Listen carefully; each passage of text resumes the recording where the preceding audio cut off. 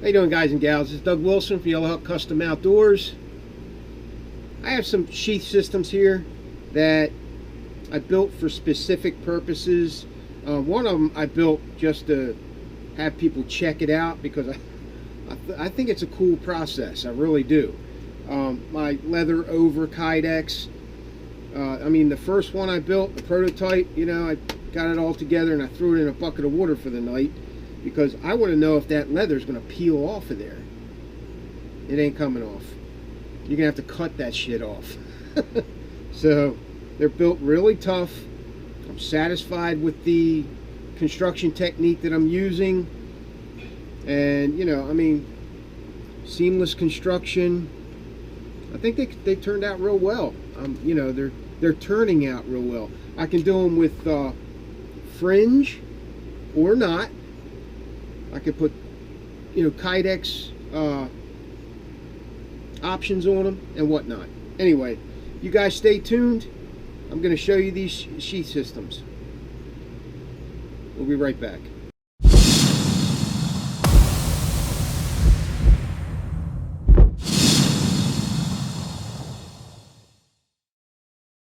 Okay guys, we're back. I got these 4 sheath systems. Now these are on eBay, and if you want to go check them out on eBay, you can.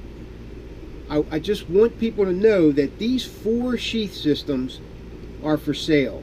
If you want it, make me an offer for it, and you know, of course, don't lowball me, but if you got a fair offer for these, I'll probably sell it to you.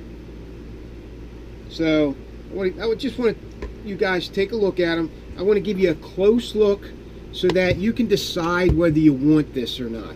This guy here, let me grab, hold on for a sec. Where the hell it is? Here it is. I wanted to grab our Silent Hero. This is a molded alligator leather over Kydex sheath system that I made, I don't know, a couple weeks ago for this guy.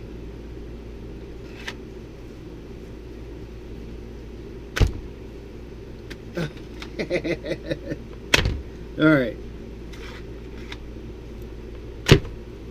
I'm trying to get it so you can hear it.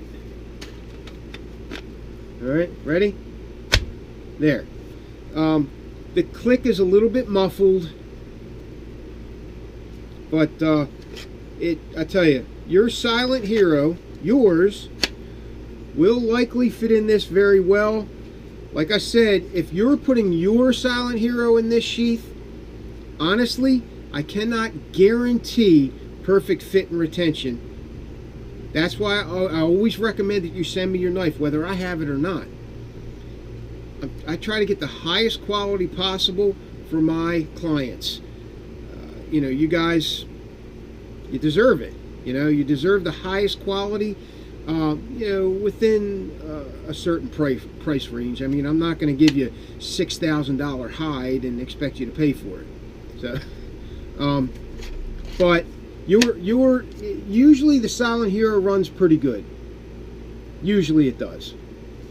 So yours will likely fit in here very well with no rattle, no play, you know, that kind of thing.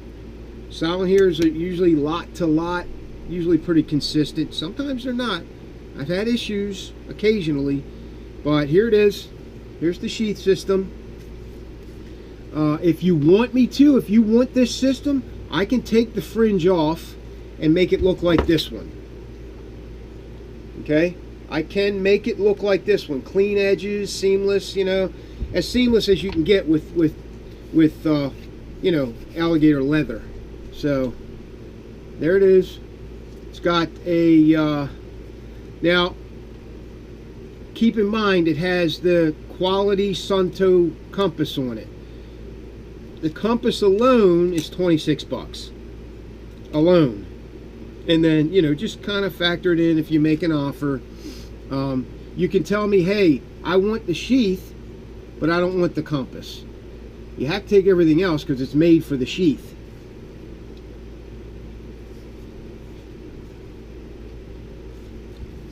4 different styles of carry in this one clip system.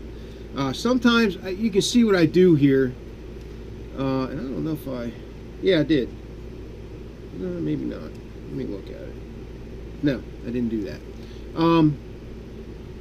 Sometimes I'll make a plate to mount a tech lock on, because I can get different configurations on a plate than I can with the regular sheath. And it works out fine, just as strong. Plus the plate shores up the sheath even more. There it is. This is Kryptek Typhon. Kryptek Typhon, fire steel. Just giving you a good look at it. It's nice, it's really nice. There's that one. The next one is another leather over Kydex sheath system. I call them our Leather Elite series. Leather Elite series for the Tops to Homa Field knife. Now, you also saw another knife in this particular sheath that I fit into it as well, and it just so happens that both the knives fit in well. This one fits in really well. It's the one I molded first, and then I put the other one in because, you know, I do stuff like that. I want to see if I can do it, you know. And it wasn't perfect, but it clicked in. It was a little bit of tip rock there, and all I had to do was remold it with my hands a little bit. You know, heat it up, remold it a little bit, and then they both fit in there. It can be done. So anyway, this is Atax Vista. The hide is Herman Oak, which is one of the highest quality veg tan leathers you can purchase. You know, like I said, if I can get the highest quality, I will. It's, you know, you get what you pay for. You absolutely do. It's oil and wax impregnated. So basically, what you're looking at here is, let me see if I can get some water here. The water, you can see it on the top there, and it runs off. The water beads up on the surface. So when you're out in the bush, it's going to be extremely weather worthy. Now you'll have to retreat it a couple times a year or whatever with snow seal. Zach's probably got it on his tape. Yes. Boom. You'll have to retreat it with snow seal. This is the stuff. It's called snow seal. It's basically beeswax with a couple softeners so that you can actually melt it and it melts into the hide. That's how I do it. You got to watch heating up hide though. You can weaken it if you make it too hot. If it's too hot to touch, it's too hot. You know, 110 degrees will get that stuff to soak in there. And then what you do, you know, you buff it off and after you're finished. That's a good way to treat leather, is with snow seal. I also use either Neat's foot oil or Obanoff's oil. But I don't let it permeate the hide all the way through, just enough to get it on there and get that hide on the outside weatherproofed. Then I wax it. And I tell you, it turns out real well. This is probably the most waterproof hide you're going to come up against if you do it like that. Baldric carry. I do have slings if you want to sling. Face mount ferro rod, shore up plate, scallop plate on the front. I also have, I can put an Altoids tin assembly on it for you if you want. I can put an 800 grit diamond hone on it for you if you want. So it is for sale. Just PM me, contact me, whatever. Okay? There's that. There's this one. Real quick on these, because I want to try to get this on my Facebook page if I can. Alright? This is for the Fallkniven F1. This is, I call it a tabby leg drop. It's a piece of leather, completely shored up with another plate. Really strong. Really strong. 093 and 093 together. is really strong. This one comes with everything on the sheath. 1, 2, 3, 4, 5 different carry options on this. This one has a Hawk light assembly. This is for the SRK, the regular version, the regular one. However, I really think the CPM 3V will fit in here too. I really think it will. The CPM 3V version, I think it's just a little bit, just a hair longer. So I think it'll fit in there. I do have to adjust the retention on this one. It's a little tight, and with this rubber handle, I'd be afraid that it would damage it over time. I can get really good retention on these rubber handles. This one, I'm going to have to loosen it up. Zach made this one. Sometimes Zach's retention is a little tight, so I'm going to loosen it up before it comes to you. It'll be perfect. Hawk light assembly, face mount ferro rod, at least 10 feet of Starry Night paracord, shore up plate, tabby dangler, buffalo hide. This is buffalo. I got a little bit of this left to make small loops out of.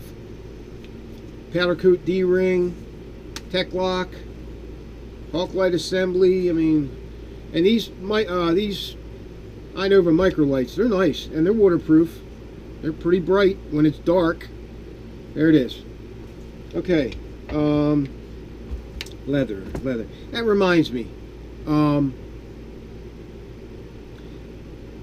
want to put out a piece of information because I've had several guys ask me this over the last week or so, 2 weeks. Am I still building sheaths or sheath systems for Peter Kohler at Dark Timber Custom Knives? Yes. Despite what you may think, despite what you may have seen, everything is not as it seems. My original agreement with Pete, and this is the way I want it. I want it this way. For my own reasons, personal reasons, the original agreement with Pete was to be the exclusive Kydex sheath builder for all his anvil pounded knives, his custom knives, the ones he builds by hand. So I'm the builder for those. He called me, I don't know, it's about a month ago, and he said, Doug, I want you to build me 300 sheaths for some production knives. And I said, Pete, I can't do that. Basically I wasn't interested in doing production knives, even though they are dark timbers and his company's getting really popular. I'm not in it for the money. I got to make money. I do this full time, but I'm really not in it for the money. You know what I mean? He's like, Doug, that's, I don't know how much he said. That's a lot of money. I said, well, I really don't want to do them, Pete. So I politely declined. Plus, I don't have the workforce for that. So he said, fine, that's great. He said, I have to go with somebody else. I said, absolutely, go with somebody else. And then he said, you're still building all my custom sheaths, right? I said, yes, absolutely. That's what I want to do. That's my thing. One-ups, one-ups. I love building handmade, old world craftsmanship, by hand, 10 hours, 12 hours per sheath. And that's what I like to do. That's my thing. I don't want to do production sheaths.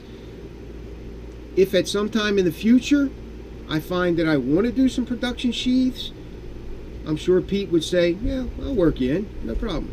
Okay, Pete's honorable, right? I trust him, so he's done well, by me over the last couple of years. So that's it. I'm still doing his custom sheath systems.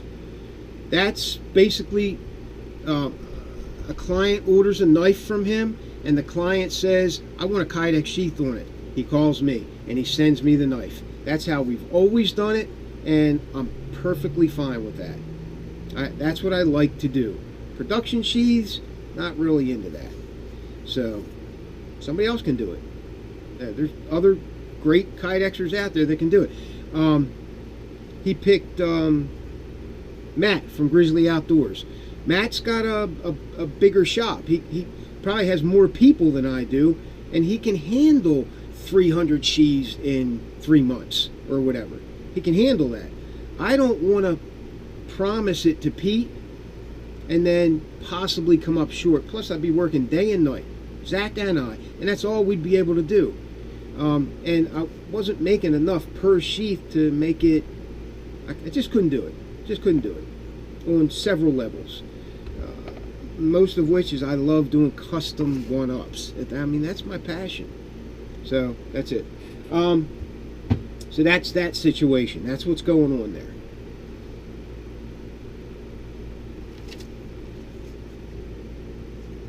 This is that wet form. The wet forming video is up. I don't think it's posted yet, though. It's not on yet. Yeah, it is. Yeah, it is. It's on. This is the wet formed sheath that I did, and then this is the one I worked on for the video, and they both fit in there. I did this one the night before, and I put a shore up plate here. This protects the tip of the sheath from the tip of the knife. Sometimes that knife will come through there if you push it in hard enough. Well, that'll prevent it. So plus it looks cool and shores up the end of the sheath. This is you know, it's in there. It's not coming out. I mean, I can get it to come out. I know a lot of guys do this, right? They do it real light, but I'm sure I can get it to come out. See? You're going to see what's real on this channel, right? So, usually, even though it's really tight, it's really tight, eventually it's going to come out of there. It is what it is. It's physics. That's it. Alright guys, I hope you enjoyed the video. Think about these sheath systems, whether you want one or not. PM me or whatever. This is Doug Wilson from Yellow Hawk Custom Outdoors. Thanks for watching. Positive thoughts bring positive action. Thanks for watching.